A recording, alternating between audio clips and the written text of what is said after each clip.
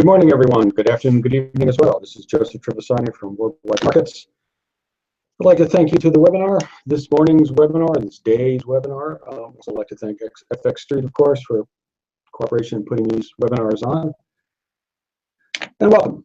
Today's topic, rather grandiosely, is To the Barricades, the French Revolution. Hopes, the French election. A very appropriate slip of the tongue on this. This election in France is probably the most momentous election, at least in the potential for what might happen since the Second World War. France, since the war, has been at the heart both of the planning and the support for the idea of a federal Europe. It was not how the plans were laid out in the beginning, or at least not how they were spoken about by their supporters, but that's certainly the case. Starting with the coal and steel pact in the 50s, moving through the common market, moving through the Maastricht Treaty, moving to the Schengen zone. The idea of a federal Europe was a project of politics. It was not primarily, initially, and originally a product or a project of economic integration. What do I mean by that? Because what we've seen over the past 20 years, the past 15 years, has been a project of economic integration, where the planners and the proponents of the European Union have used economic integration, primarily the euro, to foster the growth of the Union. What we have seen, however, is not a ever closer union, but is more and more division seeping in to the center at this point of the European Union, France. If the European Union was not designed for economic integration, what was designed for? Well, it was designed in the 21st century to avoid another 20th century. I can't think of any continent. Oh, I don't know. I suppose we could go back to the Mongol invasions, sweeping through Russia, China, and then the Islamic Caliphate in Baghdad in the 13th century. But short of that, I really can't think of, I suppose the 30 Years' War might qualify, but that was in the 17th century, and it was such a horrible experience for the Europeans that there was never another continent-wide war. There was not another continent-wide war until 250 years later, in the 20th century. The two world wars, or as Churchill called them, a new 30 Years' War, from August 1914 until May 1945, with a 21-year interregnum in the middle. I think it was Marshal Foch who said after Versailles, very famous quote, "This is not peace, this is an armistice for 20 years. The euro, the European Union, is designed to prevent that from ever happening again. And as an ambition and as a goal for populations, peoples, and politicians and political systems that lived through or suffered through the first 45 years of the 20th century, it is an admirable and altogether necessary goal. But as is the way with things, the world moved on And there hasn't been any sense, and maybe we are premature in this, but there certainly hasn't been any sense in Europe post-World War II of the revival of the passions and the hatreds and the militarism of the two First World Wars, the two World Wars. Europe's essentially demilitarized. It was protected from the Soviet Union by the United States voluntarily, but also in everyone's best interest, including that of the United States. And it has had no need to provide for its own military defense. I would contend, of course, that the idea that the world has outgrown the need for military forces is unfortunately not true. So the European Union was designed to promote the idea of European Union. Its goal and its model was the federal nation of the New World, that is the United States. Now, the disparate cultures in the United States are not as deep as they are in Europe. We at least speak the same language, more or less. Also, as Churchill said one time about England and the United States separated by a common tongue. We fought our Civil War here, and it was over a very substantive topic, slavery. Even now, it would be difficult to say what the First World War was actually fought over, despite the horrendous casualties in the central nations of Europe. And the Second World War was very clearly fought to reverse the verdict of the first. Yet for the First World War, there's almost no really good reason, comparing it to, of course, the American Civil War, if you will, to say that war was over. A distortion of balance of power politics taken to an extreme and gifted, if you will, with the powers of the Industrial Revolution, which no one knew what they could accomplish in the field of military and killing at that point. Well, they soon discovered that. So to avoid that history, running from that history, the EU was born. In its concept, admirable in a way that all endeavors such as the EU, just like all of the peace treaties during the interregnum between the wars, that outlawed war, that outlawed weapons. They did all sorts of wonderful clauses, wonderful words, signed by everyone, none of which meant an iota of difference to governments when they started to move in a different direction.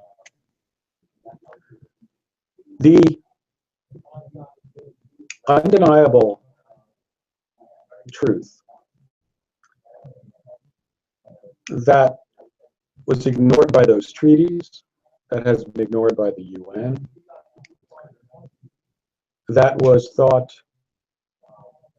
antiquated and arcane by the idealists behind the EU, is that not even in democracies, but only in democracies, but more so in democracies, you cannot ignore, even if you do not think they are worthy, the desires and emotions and identifications of a nation's people. In a very mild example, we have the last election here in the United States of Donald Trump. Now, it's true that Mr. Trump lost just as an example of what we're talking about. It's true that Mr. Trump lost the popular vote. But to give you an idea of what the actual tenor of the country is as far as who it wanted as president, rather than specific areas. If you remove, the largest state population is California. If you remove the California margin of victory for Hillary Clinton in that state, which I think is about 3 million voters, but I'm not 100% sure. So if you make California a 50-50 split, then the rest of the country voted rather overwhelmingly by Democratic standards for Donald Trump. So as a reflection of, that includes New York and the Northeast as well, as a reflection of the will of the country, it would certainly seem that Donald Trump had as good a claim to it, and better probably than anyone else. This is aside from the fact that everyone knew how the electoral college system worked before the election, and nobody complained about it. So that aside, you cannot ignore the wishes of large segments of the population in a democracy. And this appears very much to be what the EU is very guilty of. The warning signs have been there for years.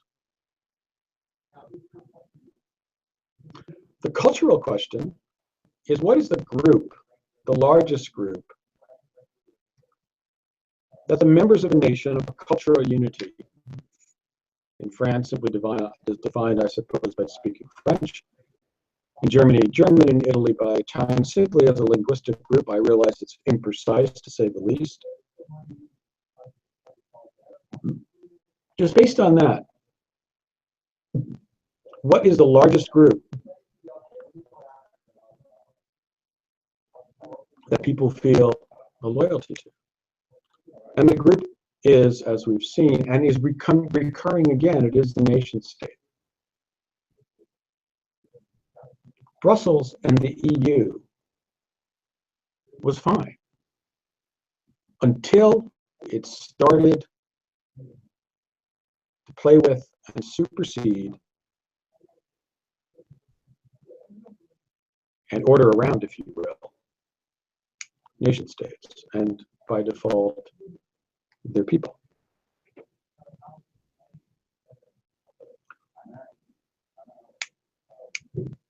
The EU's attempt, well, let's backtrack a little bit. The European Union, by and large, until the euro, and really until the financial crisis,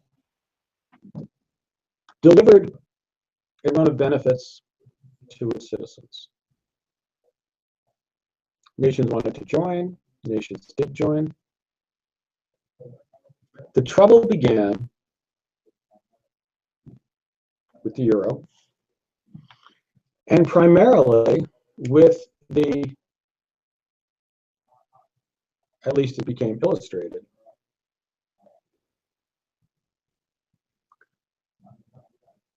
by the financial crisis, which made everything plain, which made all of the negotiations and all of the terms of the treaty, the Maastricht Treaty and others, from you, and made it evident how dangerous they really were. Up until that time, what had happened? Well, the Europeans got a customs union, which pretty much benefited everybody. They got a lot of much easier and eventually borderless travel within the European Union. Not realizing at the time, because it had not been tested. Remember, the institutions of the euro, the ones we want to talk about that have actually impacted European citizens. First is the euro.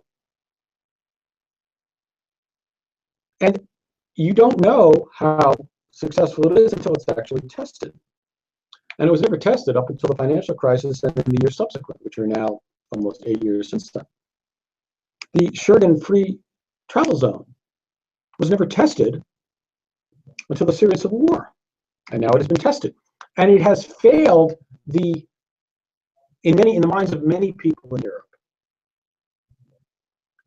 It has failed, much apparently as the idea of a liberal parliamentary democracy has failed in Turkey with the weekend vote.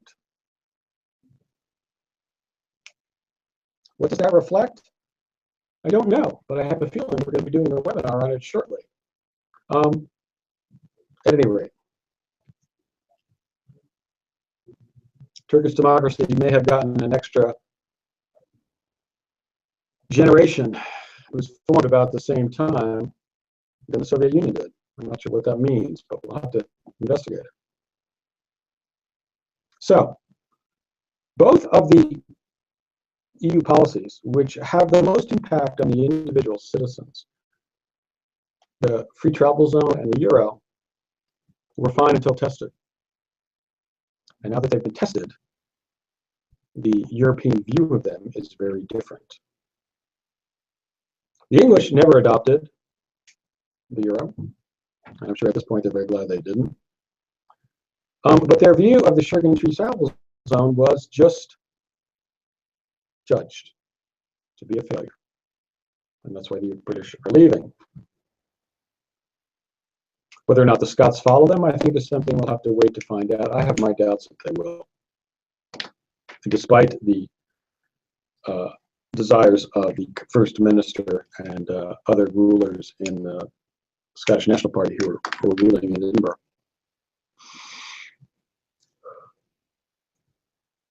And now we are seeing on the continent itself these same issues, the issue of immigration and the issue of economic integration and who does it serve and how,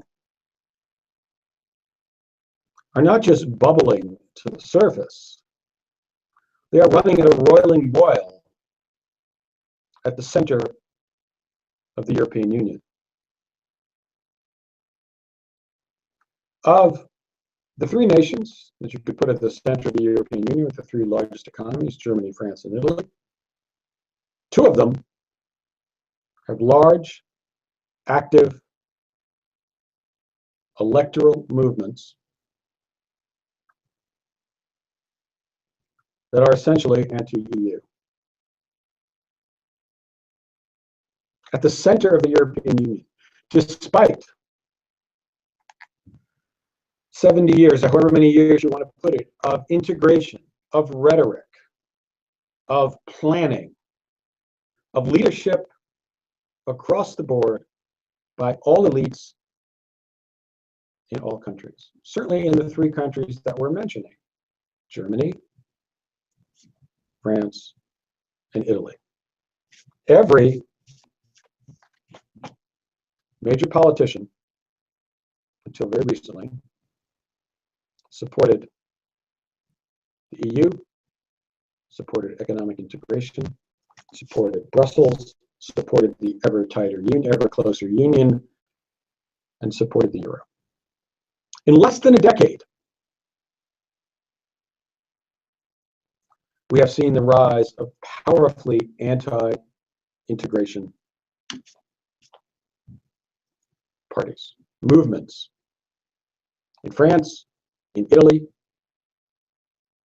in the UK, and a nascent one, but not to be mentioned, in Germany. Just as a brief aside, one of the things I think you will see, there was a time, post-Maastricht, when the all aspiring European Union members, both included and pending, it was clear to everyone that the program included adopting the euro. Except for some very small accretions, Malta won. My guess is that the writ of the euro stops at the eastern border of the EMU, the European Monetary Union. I do not see the economies or the nations of Eastern Europe, the old Soviet Empire, the near abroad, Hungary, Romania, Bulgaria, Poland, as candidates to join the euro. Relatively speaking, some of those countries, Poland especially, have good economies. None of them on the scale or the integration or the penetration of the countries of Western Europe. Nonetheless, they are about the same distance from the end of the Soviet Union as Japan was the number of years from the end of the Shogun era and the Meiji Restoration. A little bit further along. I was thinking of the Russo-Japanese War on that, but it's a little sooner. So these nations are probably not going to join the euro. It's clear to them, at least it's clear to me, and I'm assuming it's clear to them, I'm going to have to examine this topic as well, that the euro is not beneficial as currently constituted to the national economies of most of the EU.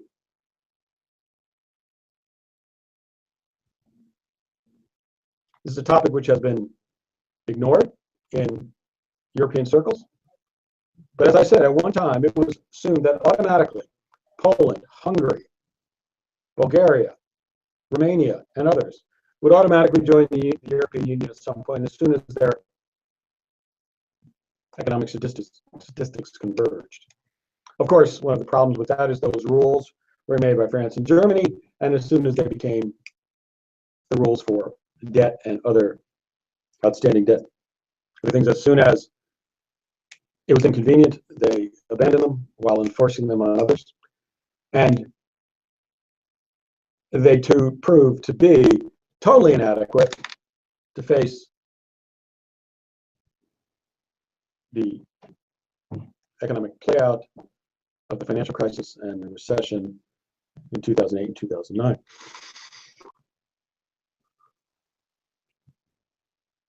So the rules don't apply to the others. But behind that is the problem. We've spoken about this before, and I'm not going to deal specifically with the idea of cultures today. And eventually I'm going to return to the candidates in France and just give you a preview. The astonishing thing that we're seeing now is of the 5 major candidates running in France: Marine Le Pen, Emmanuel Macron, Francois Fillon, Jean-Luc Mélenchon, and Benoît Hamon.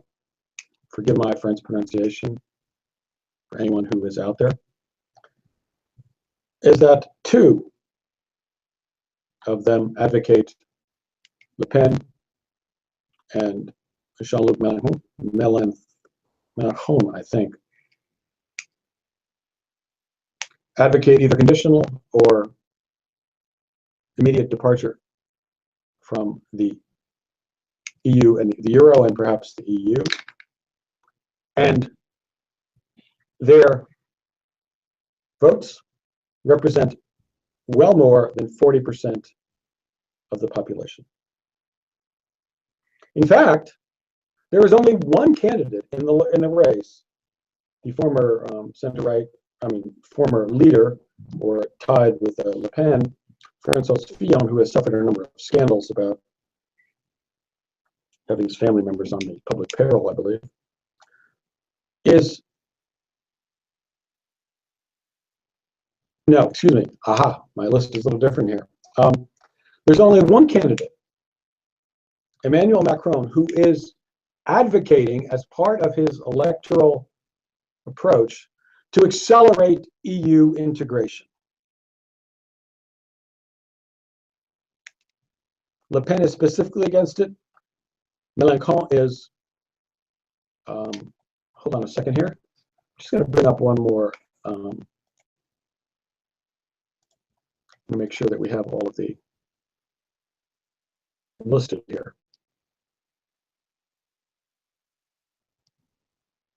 Okay, if you have any comments or questions or anything you'd like to add to it, please just type them into the first video, and I will take a look and we'll talk about them. I'll be glad to go pretty far afield on these questions. It's rather a large topic. So only Emmanuel Macron is advocating to accelerate EU integration. Nobody else is taking that point of view. Now, we're going to come back to that in a minute.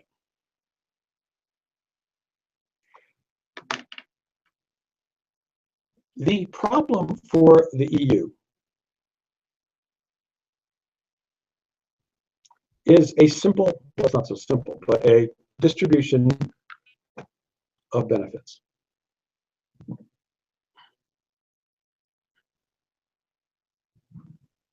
The euro, the most widespread and obvious accomplishment of the Union, is seen by many of its citizens as a detriment.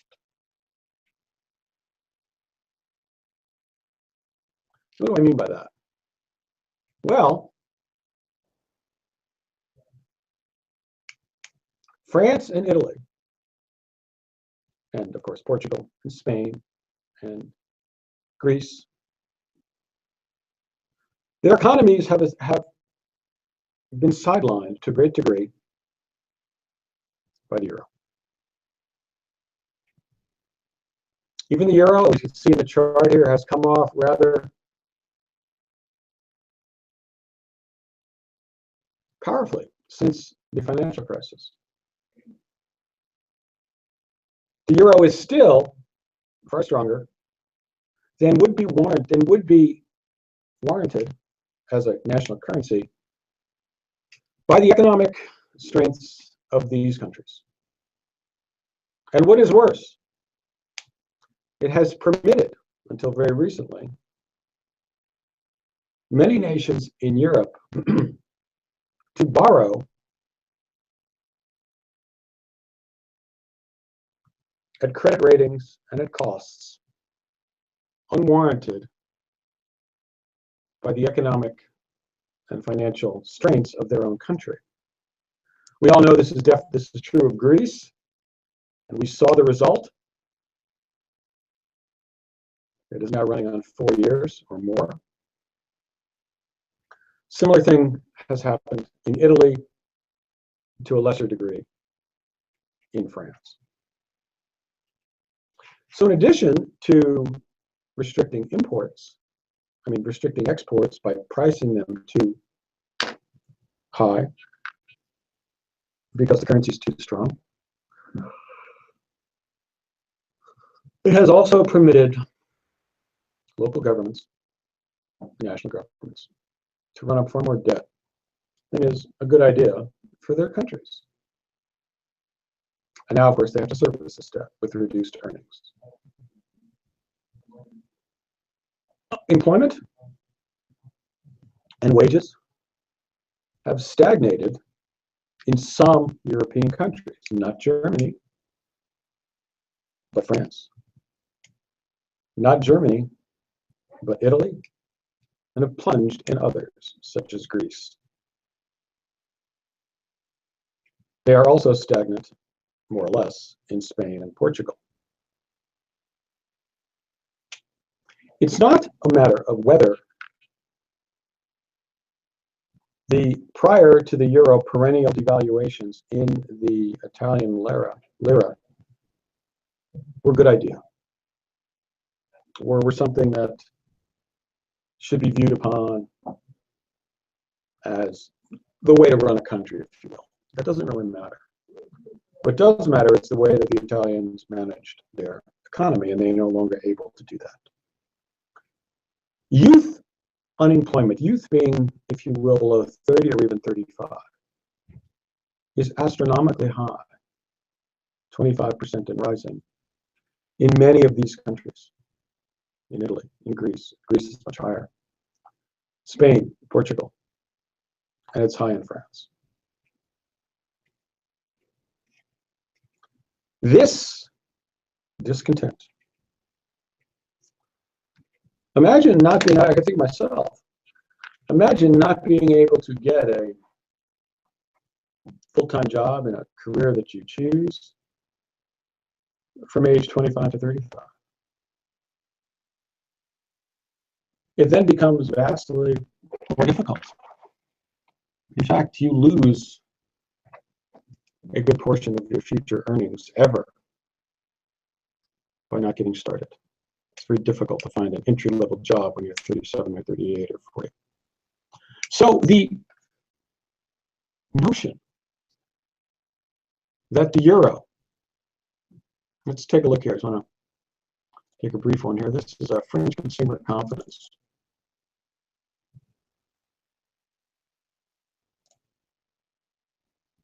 Going back to 1980. An imprecise measure, I'm sure, but you can see, except for this recent blip here, what we're talking about. This chart moves from left to right, from high to low.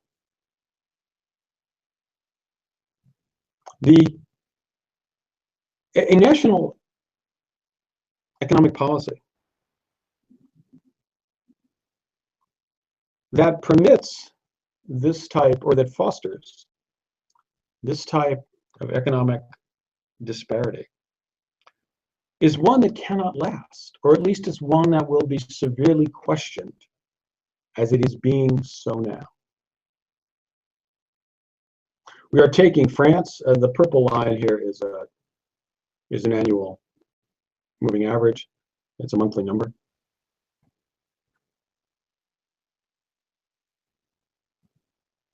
The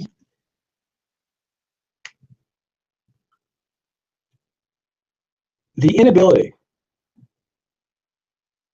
of the euro to deliver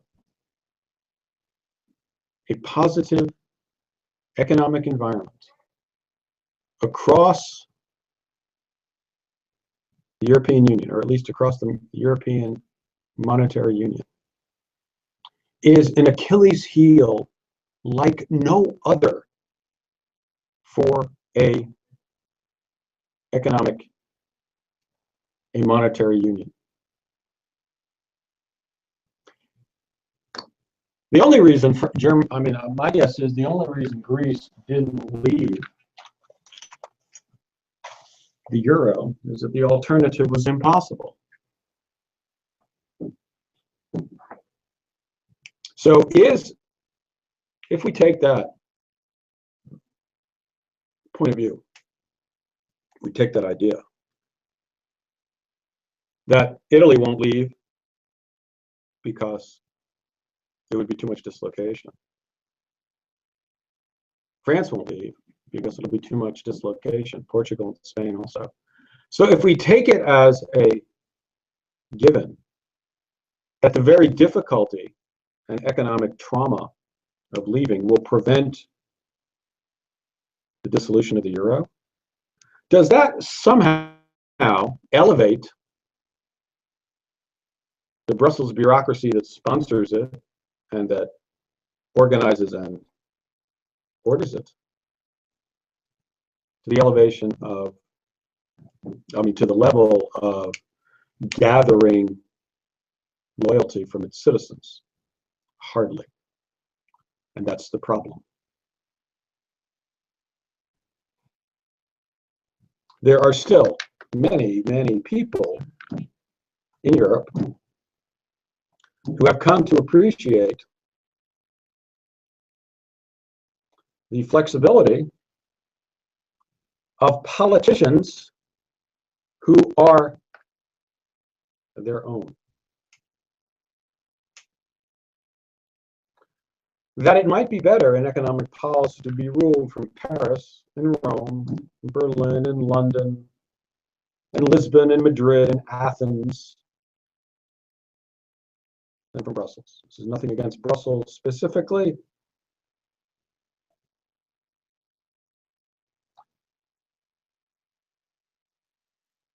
When the euro started, first in 1999, and then I believe in 2001 as a consumer entity. I remember sitting on the desk, I think I've told people this before, I remember sitting on the desk at the Bank of Bermuda, the currency trading desk, the Tokyo morning, the Asian morning in 1999, January 1st, or January 3rd, I think, when the euro started trading.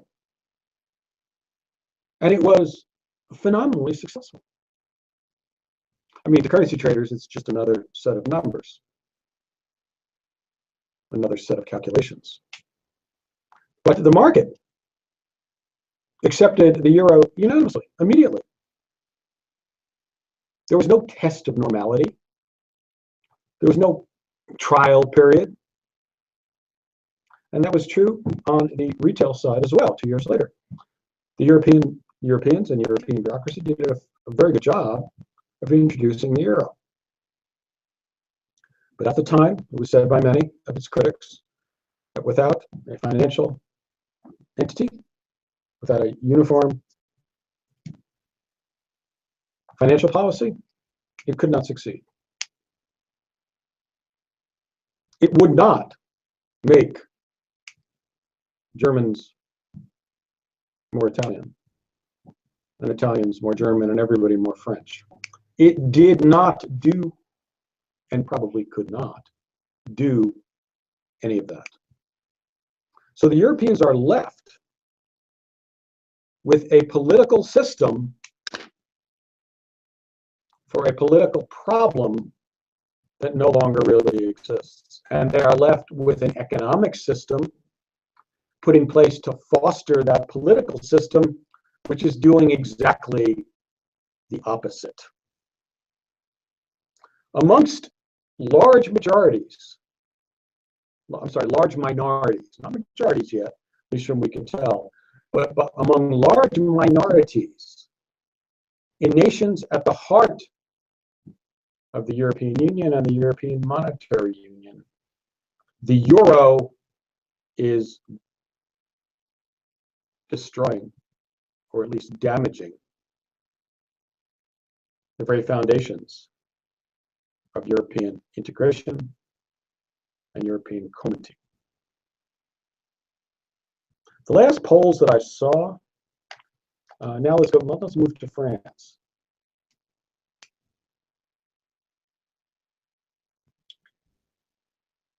If France rejects the euro, the European Union, the euro is finished.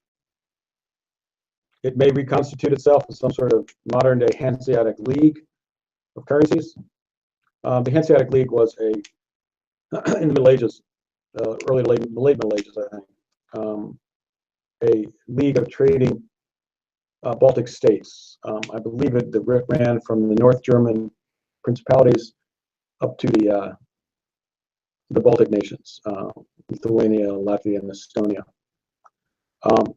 It's quite powerful in its day for several hundred years as a trading organization, almost a customs union or something like that, a free trade zone. The Hanseatic League, look it up. So the euro could retreat to a sort of Hanseatic League with Germany and some of the other Northern European nations as members, which of course is a possibility, but the euro will not survive the departure of France. Now, does that mean France is going to leave? No, and I actually don't think it will. I don't think things have gotten to that point yet, but I also did not think, and I was wrong, that Britain would vote to leave the European Union. I also did not think, although I thought he had a much greater chance of victory than anyone gave him credit for, I am in print saying that before the American election, I did not think that Donald Trump would win, although I did think, as I said, that he had a much greater chance of winning than he was ever given credit for, which certainly turned out to be true. So the fact that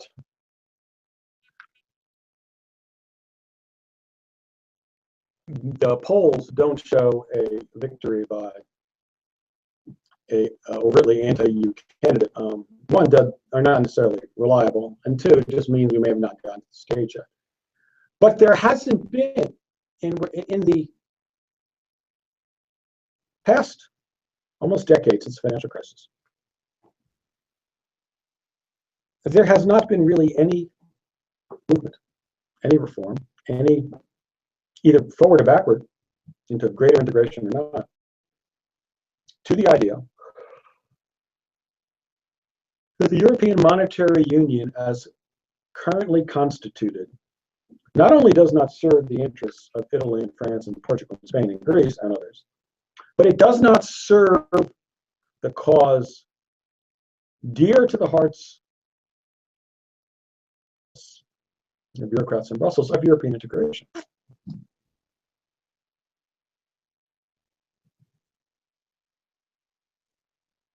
Whatever one may say, and I'm not going to pass judgment on or even comment on it, the approach that Germany took to the Greek debt crisis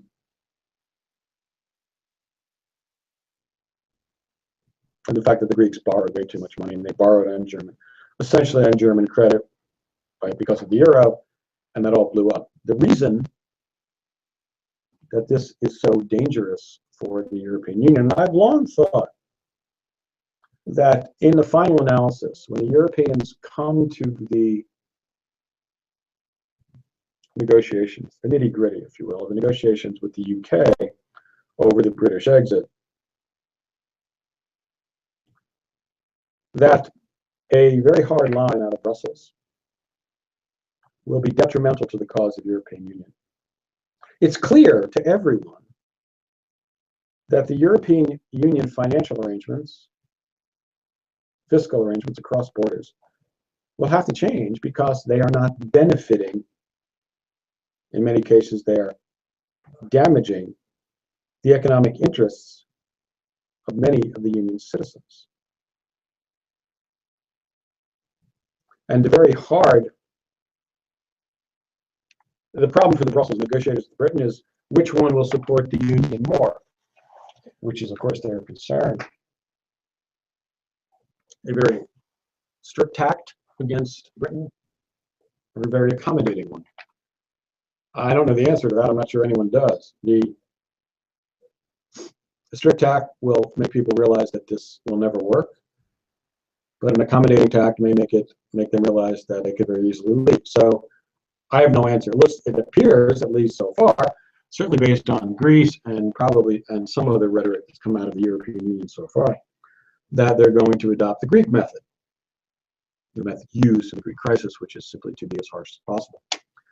We'll see if that plays out. I don't know. So on to France. The European Union and the EMU, or maybe the EMU and the European Union, will not survive an anti-EU candidate to the presidency in France.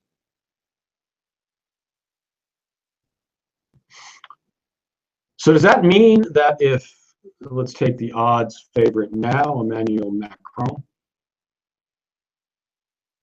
defeats Marine Le Pen in a runoff, that the European Union is safe? His program. Let's take a look at some of what some of the candidates are saying. Marine Le Pen wants to exit the euro. She's running somewhere between, I think, 22 and 24%, depending on the polls, down a trifle, but at this point, 2%, how can you really tell? In the polls. Okay, she would exit the euro, restore the French franc. It'd be good for currency trading, but I don't know what else. She would suspend the Schengen free travel zone, restore border controls. She would at that point hold a vote on the EU, Exiting the euro, of course, is simply exiting the EMU. She would reduce illegal immigration and put a 35% tax on factories that outsource jobs. As a program, she represents about a quarter of the polled electorate. But again, the two issues that are most indicative of the effect that the EU and the EMU have had on the lives of the nation state, the lives of people in the nation state, are the euro and its economic effect in France, and the Schengen zones and its immigration effect in France. And both of these are probably 1 and 2 on Ms. Le Pen's agenda. Emmanuel Macron, also running, I believe, about 22 to 24%. He would cut some interesting, slightly different. His party was originally the Socialists. I'm not sure he'd be called much of a socialist now, but at any rate, to cut the corporate tax from 33 to 25%. But he would, as a policy, accelerate EU integration by giving the EU both the central parliament, a finance minister, and a budget finance ministry. Now, as far as economic logic goes, this is the correct answer for the EU economically. The parliament would be an active democratic institution, I'm assuming, I don't know the details of his plan, representing European citizens, and it would begin to take all sorts of powers, and if you're talking about a budget, a finance minister would take the most important powers, economic powers, from the central governments in Europe. My guess at this point is Ms. Le Pen and her supporters are not the only ones who are going to have questions about this. For the nations of Europe, they have seen how the EU works. It's dominated by France and Germany, and primarily Germany, because Germany has the money. Is there going to be trepidation that the EU Parliament will operate in exactly the same fashion as an extension of the German government? Now, partly that is unfair because, after all, the Bundesbank and the German government, but mainly the Bundesbank, was dead set against Europe, the ECB, the central bank in Europe, from buying sovereign debt. Yeah, it did. So clearly it's not only beholden to Berlin. But my guess is the developments of the last decade, the events of the last decade, although it may not be voiced, because officially in almost all the ruling parties in Europe, certainly in most of the governments and government bureaucracies, the faith in the euro has not officially or publicly been denied in European integration. So Mr. Macron is the only one who is advocating European integration. The only one in France. So this is not an election without choices. Next, Francois Fillon, who was, I guess, a generation ago would have been called a Gaullist. He is, I believe, around 18% last time I saw. The polls are pretty friable. The election's only in a week. He would, in fact, shrink the state and cut 500,000 public sector jobs, reduce spending, scrap the 35-hour work week. He would also ban an Islamic swimsuit, which may have resonance, I'm not sure how, and reduce immigration. That's sort of almost, if you will, not the classically, but the close to classically a conservative viewpoint. And then we have, he has lost again. He was running originally before that family got his family jobs hit, was running even with Le Pen, essentially. Now, Le Pen's vote hasn't changed. The thing about the dangerous thing about the French election, about a third of the people, according to the polls, say they have not decided who they're going to vote for. That's a large number at this very late stage of the election. Then we have Jean-Luc Mélenchon. I certainly hope that pronunciation is not too bizarre. I should get my daughters to fix that for me. He is a leftist. I mean, a real leftist. He would spend money, put in a but the interesting thing about him is the point of view he takes on the euro and the EU.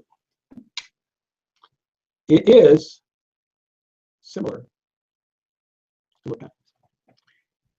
He would not outright reject the euro, but he would renegotiate, that's what he's calling for in his political campaign, the EU treaties. He would get rid of the Maastricht fiscal discipline, which kind of seems almost without point since it's already been eliminated for almost everybody. Nobody's obeying it anyway, 3% debt limit, remember that? And he would renegotiate the terms of the EU. With who? Is the question. With the EU bureaucracy? With the other 27 members? Who do you renegotiate with? Because if he's elected, he's running about 17 or 18% right now, I think. So he is just behind, or ahead of, nobody's really sure, Francois Fillon. So he would be in third place. In order to make, now we all know that the French election is a two-stage process. The two front runners in the first election in a week, then have a runoff. So Mr. Mélenchon, maybe I should call him Jean-Luc since I can pronounce that, would need to gain about 5 or 6 or 7 points, depending, say 5 points, to make it into that second runoff. But there is, and he, much as when Donald Trump was running the United States, and the energy of the crowds, the campaign, was all with Trump. And it was not with Hillary Clinton. Well, you're seeing something like that in France. The energy is with Jean-Luc, not Jean-Luc Picard. I have been watching that, but that's another topic, another Jean-Luc. So it is more than possible that these poll numbers are not sufficient. So it is well within the realm of possibilities. And then there's a fifth candidate named Benoit Hamon, who I think is, now the thing about Mr. Jean-Luc's, then in the past several weeks, it has risen about 5%, 5 or 6%, from around 12%, according to these polls, to 17 or 18%. Now, that's a very, very large move in the national election at this stage of the election. So it is quite possible that the momentum, such as it is in its 5-way election, and then there's Benoit Hamon, whose basic idea is universal basic income for everybody, but it's nice, but he's trailing everybody. So we have basically 4 candidates within striking distance of the runoff. We have 4 candidates with very different prescriptions, 2 of which are overtly or implicitly anti-EU. So it is possible, I won't say likely yet, but possible, that the 2 contenders in the runoff are Marine Le Pen and Jean-Luc Mélenchon, both of whom are, as I said, either overtly or implicitly anti-Euro. So the question that we asked in the beginning, we've now answered largely. What happened in France, at the heart of the European Union, to bring about this change? Where more than 40% of the population in a poll prior to the election, we don't know the actual numbers yet, it could be 50, are voting for either directly or very close to directly the end of the euro. This is an astonishing development. It is an object lesson in identity and politics and culture.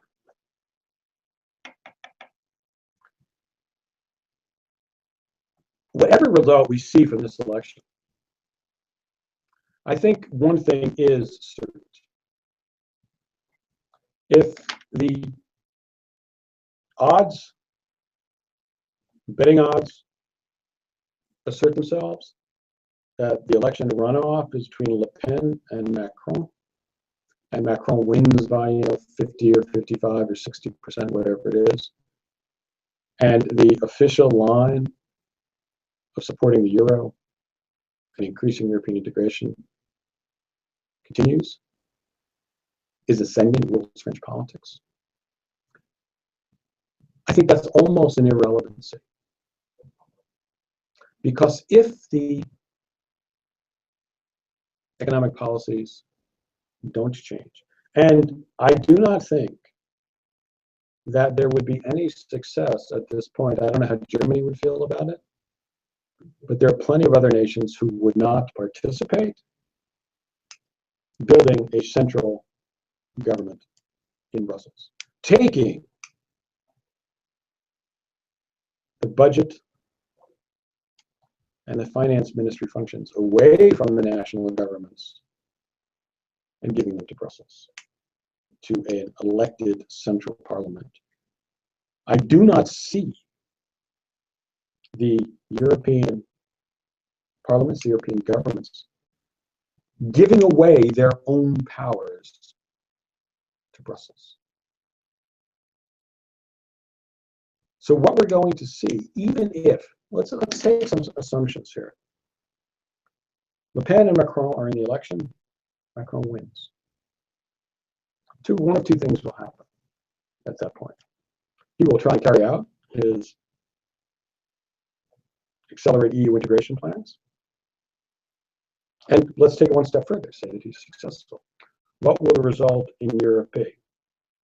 Well, it's likely to be more of what we've seen in the past. An continuing economic degradation of many of the countries, non-German countries in the EU. And what will be the result of that? Well, the result will be that the EU and the euro become ever more unpopular, and that this issue will be revisited in the future election. Let's say that Mr. Macron wins, but does not really promote or is blocked by other nations. After all, you've got 27 nations that have to agree to this. How easy is it to 28 nations? How easy is it to negotiate a political treaty giving away their own power of national governments to a central government in Brussels? Difficult? Which is putting it very, very mildly. So let's say that Macron wins and then abandons, essentially, regardless of what the actual rhetoric is, but abandons the goal of European, because it's probably unfeasible, the goal of increased economic integration and political integration in Brussels. So what happens then?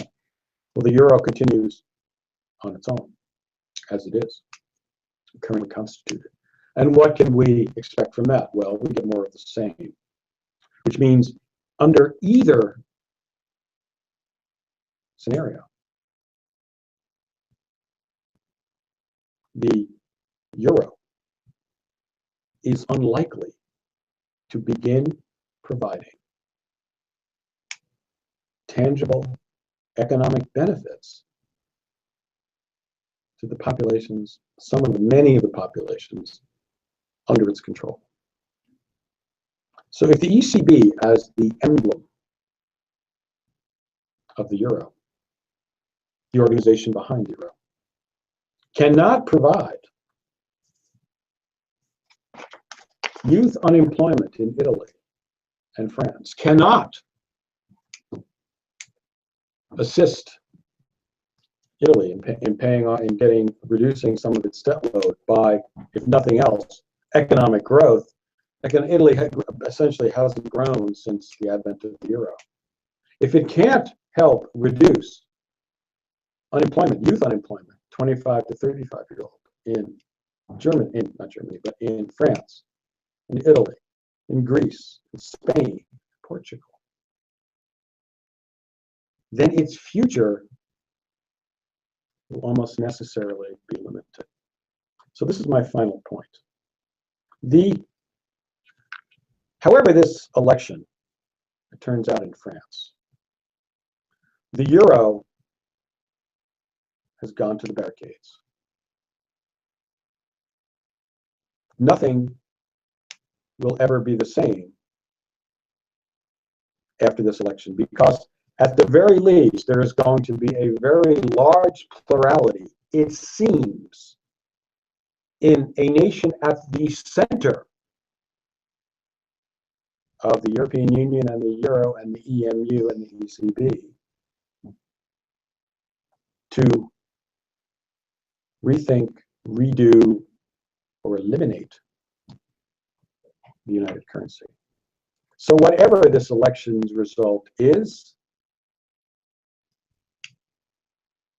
it's likely that nothing in the political and economic sphere will ever be the same on the continent. Okay, folks, I thank you very much for attending. I hope this has been useful, instructive, and perhaps illuminating. We are going to have, with the connection of Essex Street, a panel on this same topic on Wednesday at 10 o'clock. You're all welcome and indeed invited to attend. This is the topic du jour, du week, and du month in Europe and in economic and political thought. So I thank you very much for attending and hope you can join us at the same time on Wednesday. Everyone take care and have a good day.